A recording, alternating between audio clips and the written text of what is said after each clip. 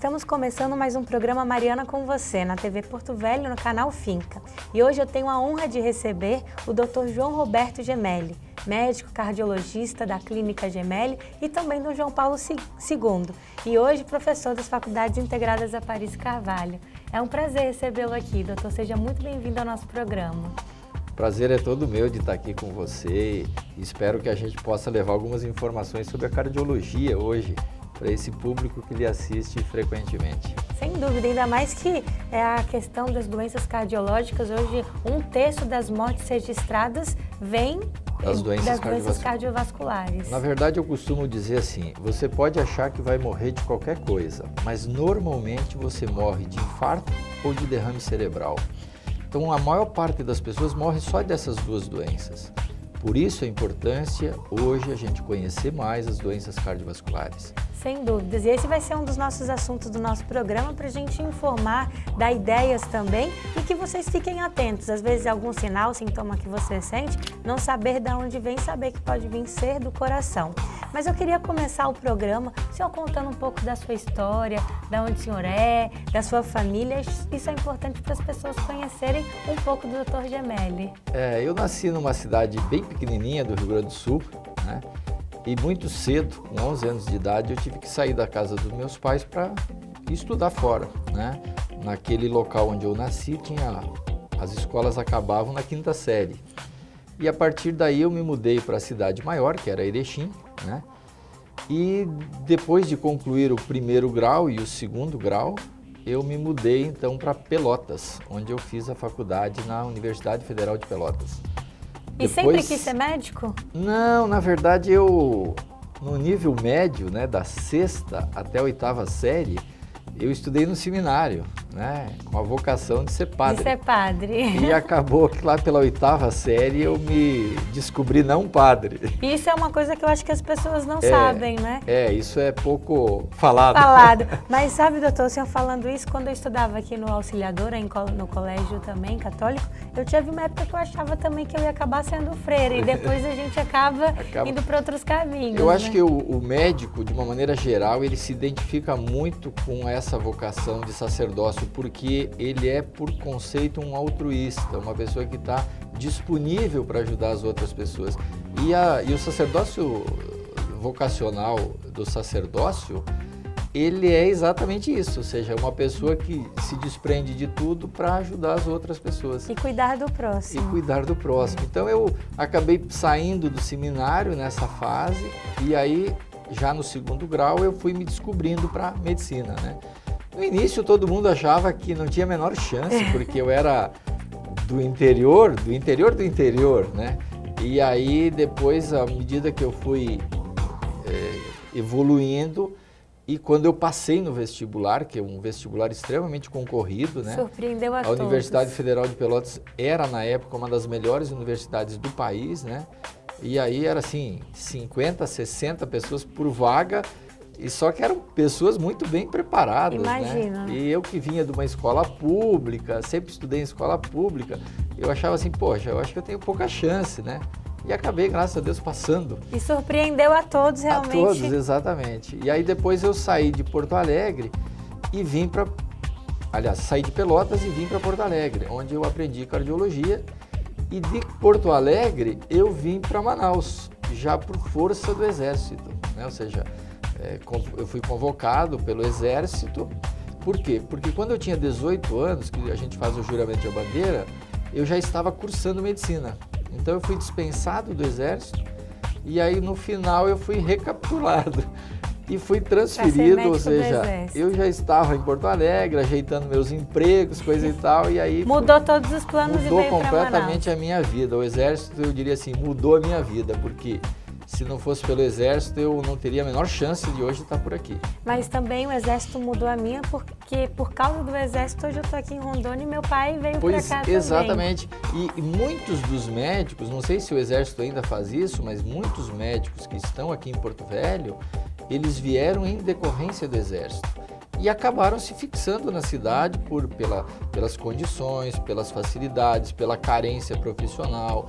Eu, quando cheguei aqui em 94, eu já fiz um concurso do Estado e fui contratado pelo Estado. Então, quer dizer, isso ajuda você a se fixar num local, né? Sem dúvida. Então, isso favorece. Então, o Exército, eu acho que ele prestou um grande serviço à Amazônia, não só de protegendo as fronteiras, mas de trazendo pessoas para cá, né? Com certeza. E os médicos são o maior exemplo disso.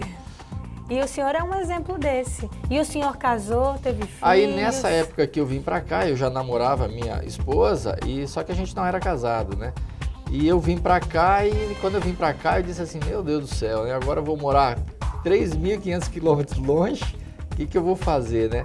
Acabou que a gente conseguiu manter o namoro e nós casamos 1 ano depois que eu já estava aqui. Inclusive o nosso casamento foi uma cerimônia no Hotel Aquários aqui, o casamento civil, né? E o casamento religioso foi em Erechim, lá na terra onde moravam meus pais, no dia 30 de dezembro, ou seja, no finalzinho do ano de 1994. Ou seja, desde então eu sou casado. Aí depois, 5 anos depois disso, né, em 99, nasce a minha primeira filha, Giovana, que hoje está com 14 anos. E 2 anos depois nasce o segundo filho, que é o Francesco. E paramos por aí. 2 crianças filhos. lindas. Graças a Deus, eu não tenho que me queixar, não só da parte corporal, digamos assim, mas principalmente da parte de como eles são pessoas boas, meus filhos. Né? Sem então, dúvidas, isso é a base da criação. São queridos, são atenciosos com a gente, são estudantes, ou seja, se dedicam aos estudos, isso deixa a gente muito feliz, né? Sem dúvidas, e não só vocês, como a gente também que conhece o carinho que tem pela sua família também. Doutor, mas bom, voltando aqui falando um pouco sobre a questão da cardiologia, que a gente entrava, realmente é uma profissão muito bonita, cuidar do coração. E que a gente entrou, o que levou o senhor a fazer a cardiologia? Pois é, eu não tenho uma resposta para essa pergunta até hoje, né? Eu acho assim que na nossa família muitas pessoas morreram de doenças cardíacas, né? Inclusive eu perdi um irmão meu num dia muito feliz para mim, porque eu tinha ficado sabendo que a minha esposa estava grávida do meu filho. No mesmo dia que a gente fez o ultrassom, eu peguei o resultado do ultrassom e vi que era um menino, e isso me deixou alegre. No mesmo dia eu recebi o telefonema que meu irmão teria morrido, lá no Rio Grande do Sul, aos 49 anos, de morte súbita. Ou seja, ele simplesmente teve uma dor no peito e caiu morto, né? Então suspeito eu que isso tenha sido um infarto. E tios também morreram do coração, então eu acho assim, o coração, na verdade, sempre foi um medo que eu tenho de conhecer pouco, digamos assim. Talvez isso conhecer me fez, bem para poder se preparar, poder se né? preparar. Mas eu acho assim que, do ponto de vista de escolher a profissão de cardiologista, eu acho que a gente escolheu mais pelo fascínio que é o coração. O coração é um órgão excepcional e você conhece porque também está fazendo cardiologia. Então, quer dizer, é um músculo que passa uma vida inteira funcionando de forma perfeita e que nos mantém em vida. Todos nós, o coração bate pelo menos 100.000 vezes por dia, imagina, sem descanso, noite e dia, e eu acho que nós temos que levar apenas a ele os cuidados, que daí ele funciona muito mais tempo e muito melhor. Sem dúvidas. E realmente é uma área linda. O senhor falando assim que começou a também escolher a cardiologia por isso, foi um dos fatores também que me levaram a escolher a cardiologia. Eu tive a situação do meu pai que também teve um problema no coração e na família também, minha tia que acabou falecendo também pelo coração, e você começa a estudar e conhecer e se fascina pelo coração, como você disse. O funcionamento cardíaco ele é fascinante até para leigos, né? Eu acho que para médico é muito maior. Agora, é claro que cada um tem uma escolha na hora que vai escolher uma especialização, né? A cardiologia, no meu ponto de vista, eu tenho um viés de conflito de interesse, mas na minha impressão, a cardiologia é, sem dúvida, a mais fantástica. E outra coisa que a gente tem a nível de ciência, nós na cardiologia, somos das especialidades que mais produz material científico. Então, quer dizer, existe muitas pesquisas. E sobre esse assunto eu quero deixar para a gente falar depois do intervalo. Vou chamar um intervalo, depois a gente volta a falar sobre essas pesquisas, os tratamentos, tantos avanços dentro da cardiologia. Vamos ao intervalo e voltamos já já.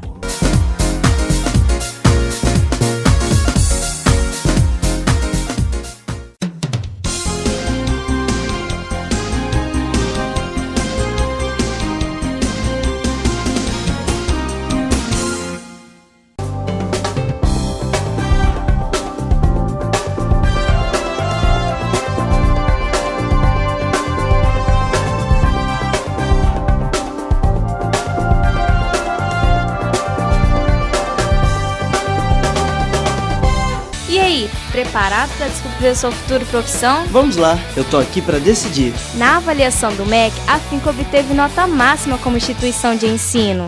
Na área de saúde, a gente aprende praticando em laboratórios super modernos. Em Humanas, temos atividades extras que te preparam para entrar com tudo no mercado de trabalho. Quem gosta de trabalhar ao ar livre, escolhe ciências agrárias. Mas se seu talento é planejar, a Finca também tem exatas. Decidi, é aqui mesmo que eu vou ficar. E já descobri minha futura profissão. Legal! Cai na real! Tá todo mundo aqui, Só falta você! O que eu tenho para te dizer sobre a Finca? É melhor você ver com seus próprios olhos. Vem comigo! A Finca tem completa estrutura acadêmica para a sua formação. Na área de saúde, a Finca esbanja a modernidade. Em ciências agrárias, a Finca é única, com hospital veterinário próprio e aulas práticas na fazenda escola. Quem faz humanas e exatas também desfruta do que a Finca tem de melhor. Unindo teoria e prática, você fica mais preparado. Cai na real, a Finca tem tudo, só falta você!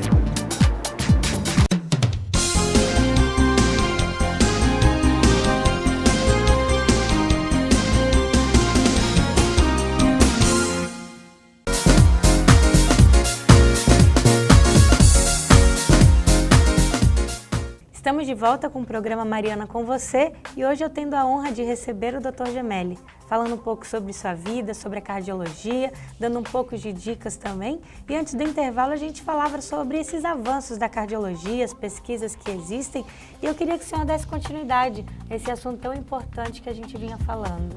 Em termos de produção científica, a cardiologia é das especialidades que mais produz material científico. Por quê? Simplesmente porque nós temos uma especialidade onde existe a maior confluência de morte. Então, quer dizer, como existe muitas pessoas que adoecem por doença cardiovascular, existe muito interesse, obviamente, de se pesquisar. E outra coisa, as doenças cardiovasculares, elas são crônicas, então, quer dizer, não existe cura. Hipertensão, cardiopatia isquêmica, insuficiência cardíaca, você não cura essas doenças, você controla elas. Então existe também um interesse da indústria que vende remédio, já que vai vender remédio por um longo período. E o Brasil avançou muito nesse sentido. O Brasil, há poucos anos atrás, 10, 15 anos atrás, não era citado em lugar nenhum como fonte de pesquisa. Hoje, vários trabalhos de pesquisa do Brasil são publicados nos Estados Unidos, no American Heart, no Europeu de Cardiologia, no Congresso de Milão de Hipertensão que teve esse ano. Foi trabalhos brasileiros que foram produzidos no Brasil e que foram demonstrados lá fora. Por quê? Nós ganhamos agora respeito internacional como um país que produz material de qualidade científico. Nesse momento, a Sociedade Brasileira de Cardiologia está trabalhando com 4 grandes registros, né? O registro de hipertensão, que é o que eu faço parte, aqui no estado de Rondônia, vai procurar, nesses 3 a 4 anos, até finalizar o estudo, entender melhor a hipertensão no Brasil, porque nós não temos dados. O Brasil, todas as estatísticas que tu ouve do Brasil, tipo assim, no Brasil morre tantas pessoas de derrame, isso é feito baseado nos atestados de óbito, e não na pesquisa ao vivo, né? Então, quer dizer, a gente usa uma informação morta para fazer uma pesquisa. É isso que nós temos que mudar. Nos Estados Unidos, toda a pesquisa é real, não é lá de necrotério, ou seja, das pessoas que morreram. Porque se um doutor preenche mal o atestado de óbito, aquele paciente ele entrou num braço errado. Por exemplo, se a causa mortis foi detectada lá como derrame cerebral e não foi derrame cerebral, você acaba, né, prejudicando você acaba o estudo, aumentando a estatística de uma coisa e diminuindo da outra. Então, quer dizer, o Brasil precisa evoluir. E os registros brasileiros, que são criados pela SBC, eles buscam justamente atender essa expectativa, ou seja, de a gente produzir um material real. Quanto % da população do Brasil tem hipertensão? A gente estima que 30%, 32%, mas de realidade a gente não sabe. E quantos não estão registrados, né? E um exemplo que o senhor falou é o serviço de verificação de óbito que o nosso estado ainda não tem. Não tem, quer dizer, uma coisa que tu só consegue o IML se for uma morte violenta. Mas se eu de repente cair morto aqui, eu vou ser enterrado por causa desconhecida. E você não E a sabe, família isso não vai prejudica saber. o levantamento E dos prejudica estudos. inclusive a família, porque se a família não sabe do que o indivíduo morreu, Ela não se cuida, ela não né? tem como se cuidar. Porque se você morreu de infarto, eu tenho que trabalhar a família que ficou viva no sentido de não ter infarto, né? Com certeza. E esse assunto eu queria até aproveitar e falar um pouco sobre a questão do infarto. Queria que o senhor desse dicas para as pessoas que nos assistem, que se tiverem alguém ou se elas sentirem, quais são os sintomas que elas começam a sentir, doutor? Para poder eles procurarem a emergência, o tempo hábil que eles possam poder ter um tratamento. O infarto é uma doença cardíaca extremamente grave. Por quê? Porque parte do coração morre, né? E essa parte do coração, se for grande, o indivíduo morre junto. A grande maior parte das pessoas que têm infarto acabam morrendo antes de chegarem ao hospital. Por isso é uma doença grave e precisa de cuidado imediato. Quando a gente vai ter um infarto, os sintomas quase sempre são muito fáceis de serem identificados. A dor no peito é o principal sintoma, é a dor forte no peito, é aquela dor que tu nunca teve, né? Ou que tu teve em menor grau. Aquela patada Aquela mesmo que coisa você forte, sente né? aperto. A sensação de quem tem infarto, quando conta pra gente, ele diz assim, parece que ia rasgar o peito, parece que ia rasgar o meu peito. Então é uma dor muito forte.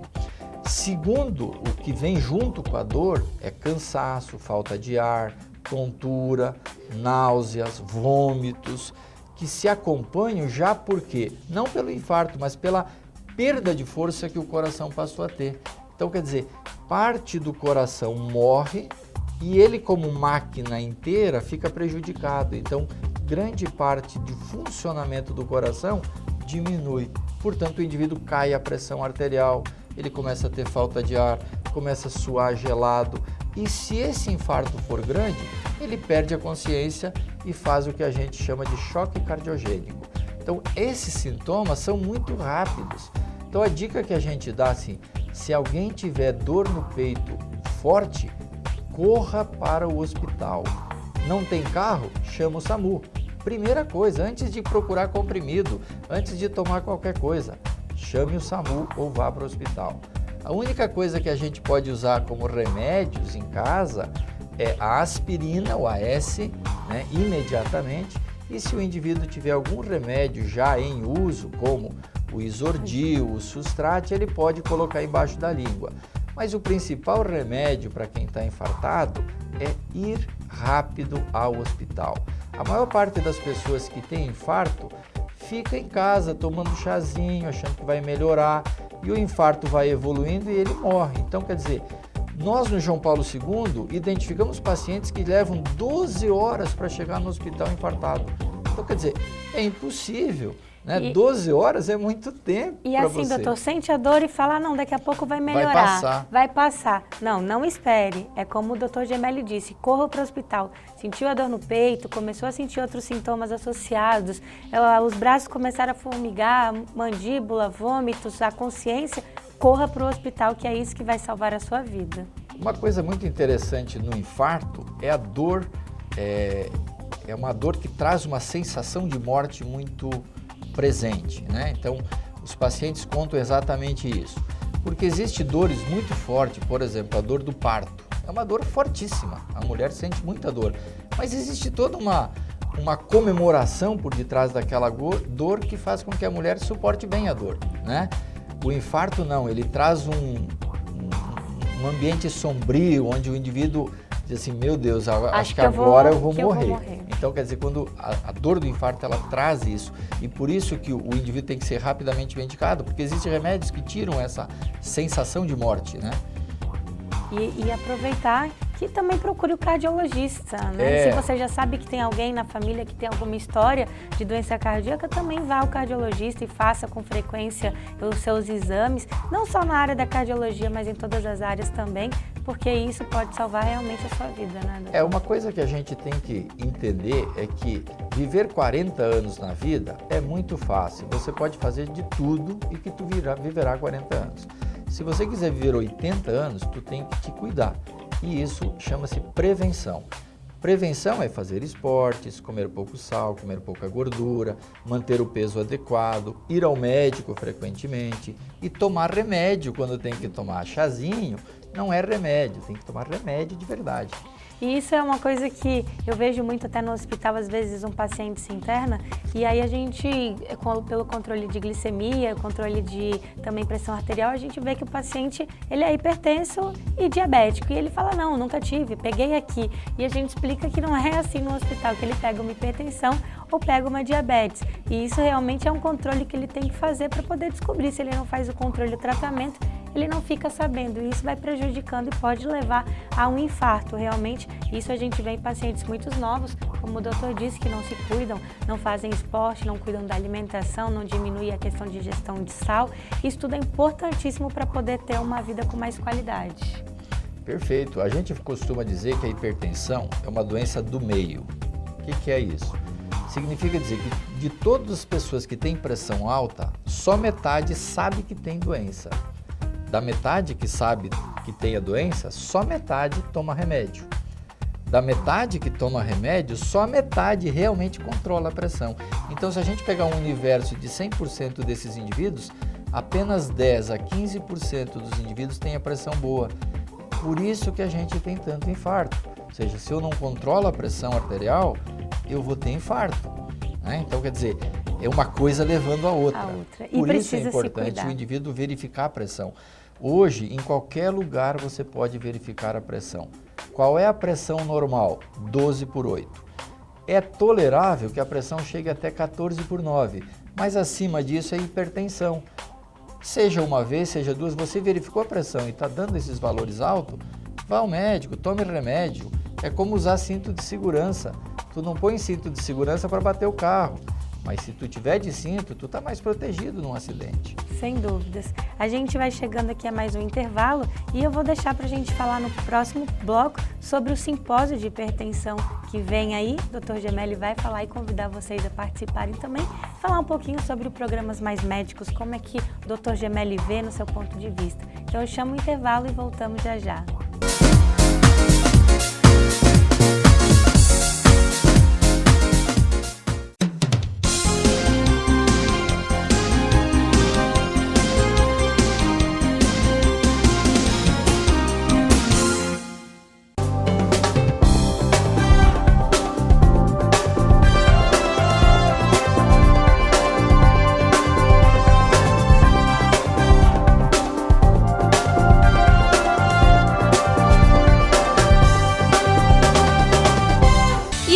Preparado para descobrir a sua futura profissão? Vamos lá, eu tô aqui para decidir. Na avaliação do MEC, a Finca obteve nota máxima como instituição de ensino.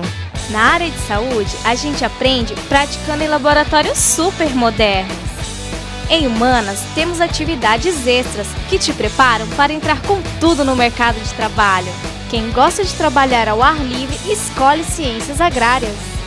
Mas se seu talento é planejar, a Finca também tem exatas. Decidi, é aqui mesmo que eu vou ficar. E já descobri minha futura profissão. Legal! Cai na real! Tá todo mundo aqui, só falta você! O que eu tenho para te dizer sobre a Finca? É melhor você ver com seus próprios olhos. Vem comigo! A Finca tem completa estrutura acadêmica para a sua formação. Na área de saúde, a Finca esbanja a modernidade. Em ciências agrárias, a Finca é única, com um hospital veterinário próprio e aulas práticas na fazenda escola. Quem faz humanas exatas também desfruta do que a Finca tem de melhor. Unindo teoria e prática, você fica mais preparado. Cai na real, a Finca tem tudo, só falta você.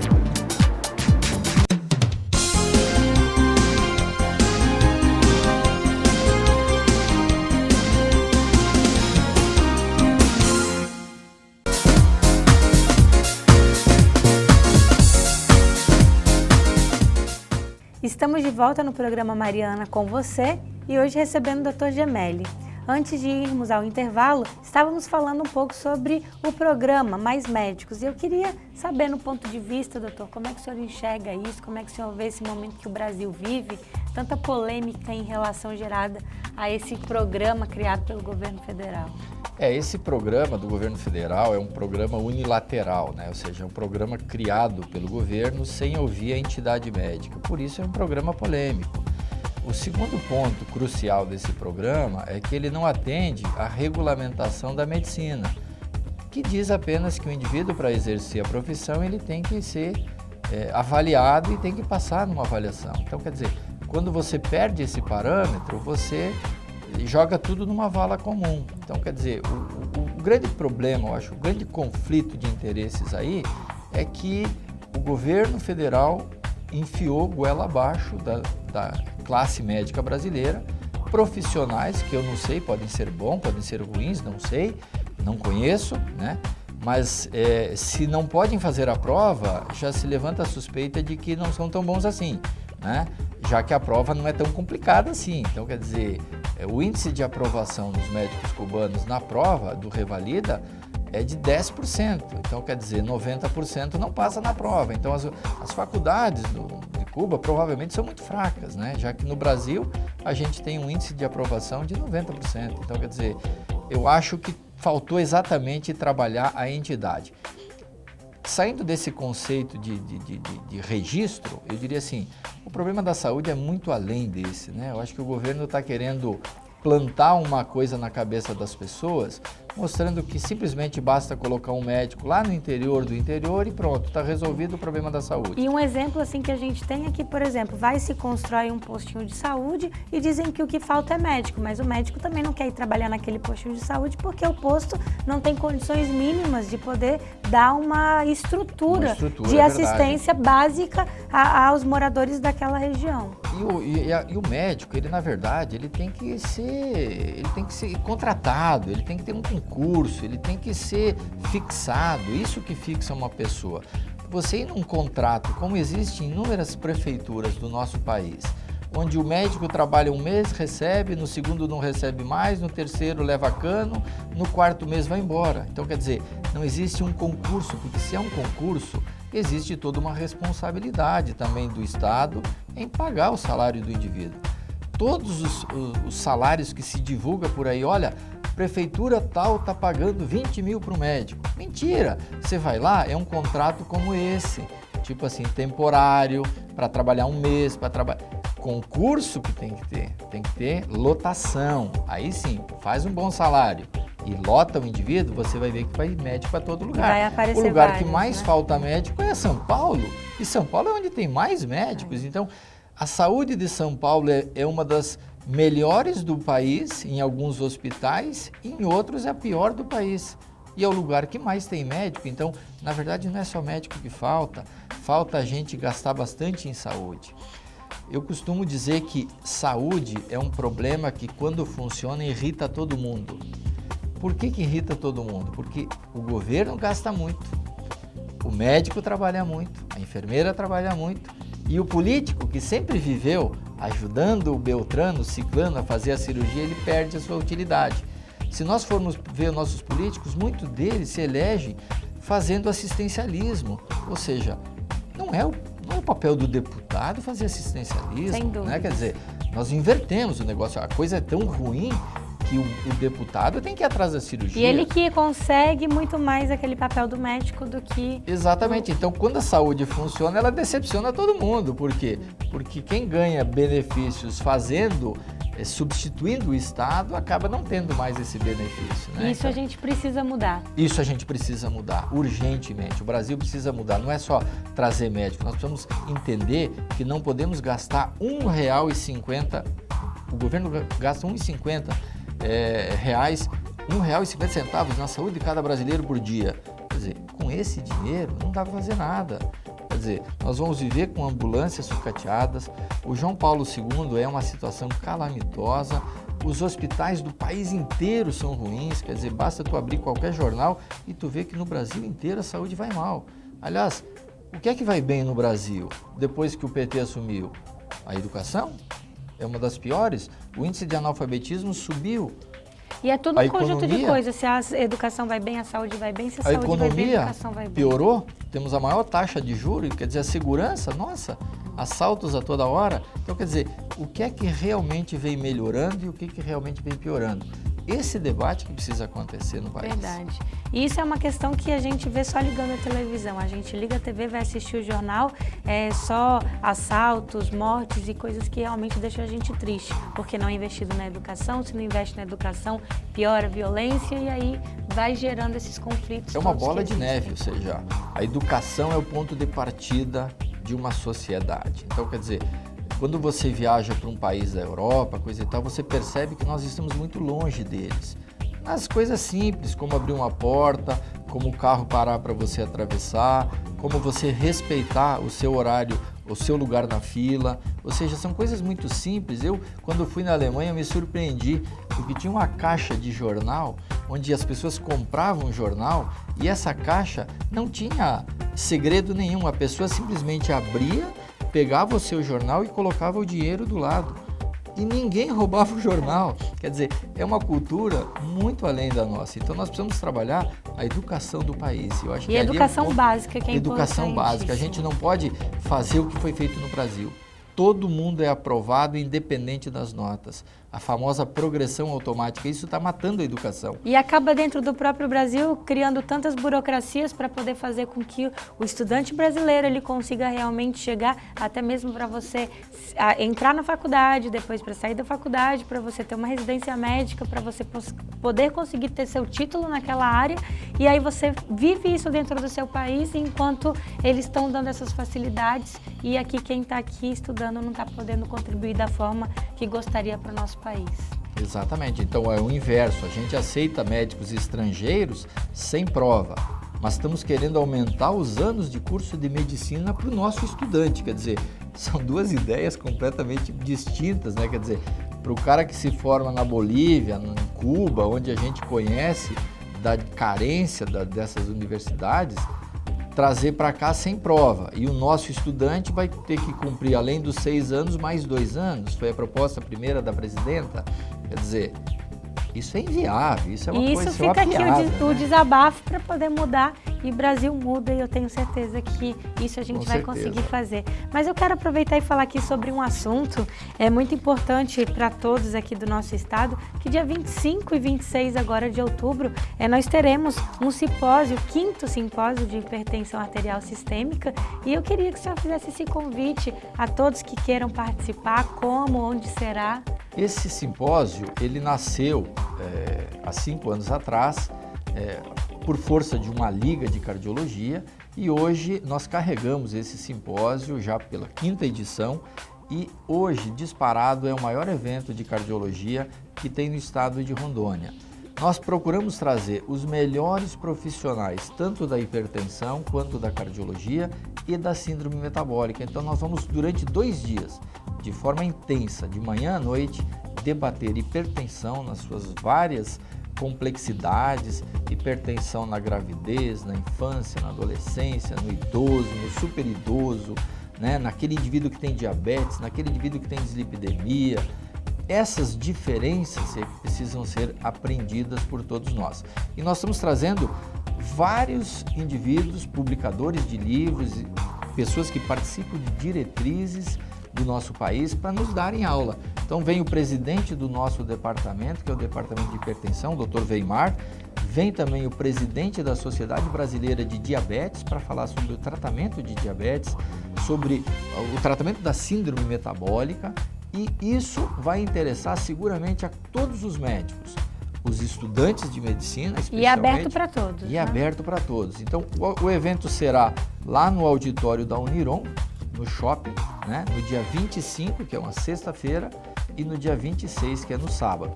Tradicionalmente, esse evento ele começa com um show lírico e ele termina com uma degustação de queijos e vinhos, obedecendo a dieta do Mediterrâneo, que faz bem à saúde.